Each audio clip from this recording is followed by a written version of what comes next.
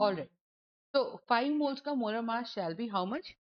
5 moles का molar mass shall be N equals to given mass upon molar mass. एक तरीका तो सीधा क्या है, फॉर्मूला लगा दो, given mass by molar mass, है ना, ये फॉर्मूला है। तो हम बोलेंगे 5 मोल दे रखे, एन है number of moles, given mass हमें निकालना है, मोलर मास है 100, तो एक्स की वैल्यू आ जाएगी 500 ग्राम पर मोल। तो दिस इज नॉट एक्चुअली ग्राम पर मोल, दिस इज जस्ट 500 ग्राम। सही बात है, तो हमारे पास आ जाएगा 500 ग्राम। सही बात है, तो ये आंसर आ गया।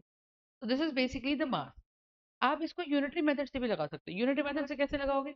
यूनिटरी मेथड से आप ऐसे लगाओगे कि अगर if 1 mole of CaCO3 weighs 100 grams, therefore 5 moles of CaCO3 weighs 100 into 5, so answer shall be 500 grams.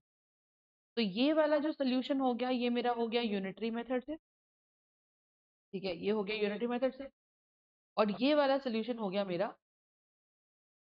फॉर्मूले। सही है, whichever way you want to go about it, you can always solve like that, right? Okay, next question.